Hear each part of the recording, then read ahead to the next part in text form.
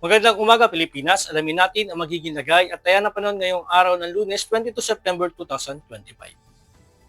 Para sa ating synoptic situation, ang ating monitor na si Bagyong Nandoy huling namatahan kanina alas 4 ng umaga sa layong 245 km east ng Calayan, Cagayan. Ito may taglay na hangin na 205 km per hour malapit sa gitna at may pabugso na umaabot na 250 km per hour.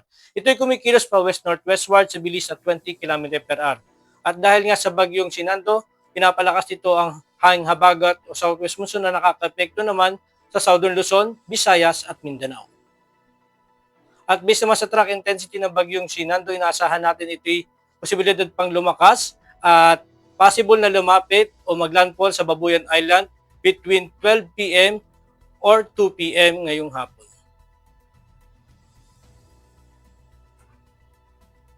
At para naman sa tropical cyclone wind signal, nakataas ang number 5 sa northern portion of Babuyan Island. Number 4 ay sa southern eastern portion ng Batanes, the rest of Babuyan Island, and the northeastern portion of mainland Cagayan. And number 3 naman sa the rest of Batanes, the northern and central portion of mainland Cagayan, the northern and central portion of Papayao, and the northern and central portions of Ilocos Norte. At number 2 naman, the rest of Cagayan, Isabela, the rest of Papayao, Abra, Kalinga, Mountain Province, Ifugao, the northern portion of Benguet, and the northeast portion of Nueva Vizcaya, the rest of Ilocos Norte, Ilocos Sur, and the northern portion of La Union. Samantala, number 1 naman sa Quirino, the rest of Nueva Vizcaya, the rest of Benguet, the rest of La Union, Pangasinan, Aurora, Nueva Ecija, Bulacan, Tarlac, Pampanga, Zambales, and the northern portion of Quezon, including Polillo Island. At para naman sa ating general area forecast, asahan natin ang stormy weather sa Batanes, Cagayan, including Babuyan Island, Isabela, Ilocos Norte, Ilocos Sur, Apayao, Abra, Kalinga, Mountain Province at Ifugao. Samantala, range with gusty wind naman sa Zambales, Tarlac, Nueva Ecija, Pampanga, Bulacan, Aurora, Quezon, the rest of Ilocos Region, the rest of Cordillera Administrative Region, and the rest of Cagayan Valley. At occasional rains naman sa part ng Metro Manila, Mimaropa, Bataan, and the rest of Calabarzon. At asahan pa rin naman natin ang maulap na kalangitan na may kalat-kalat na pag-ulan, pagkulog at pagkidlat sa Bicol Region.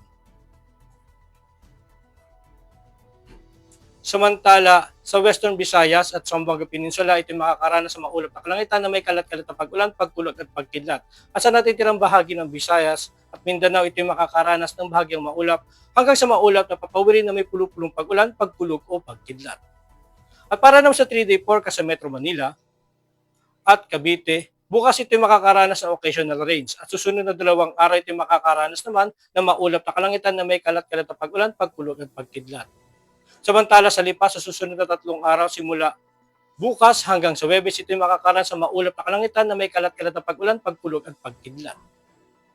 At para naman sa Angeles, Puerto Princesa at Calayan Island, sa susunod na 2 araw simula Martes hanggang Miyerkules, ito makakaranas ng occasional rains at pagsapit naman ng Huwebes, ito makakaranas ng maulap na kalangitan na may kalat-kalat na pag-ulan, pagkulog at pagkidlat. Samantala sa Lapu-Lapu, Zamboanga at Davao hanggang sa Martes at Huwebes, ito makakaranas ng bahagyang maulap hanggang sa maulap na kalangitan na may pulupulong pag-ulan, pagkulog at pagkidlat. At sa Davao, sa Huwebes, ito makakaranas naman ng maulap na kalangitan na may kalat-kalat na pag-ulan, pagkulog at pagkidlat. Ang araw ay sisikat ng 0545 at lulubog mamayang 1752. Para sa ating moon illumination, we have 0%. And para sa ating maging updated sa lagay at ng panahon, i-follow lang aming social media accounts sa Air Force Weather Center.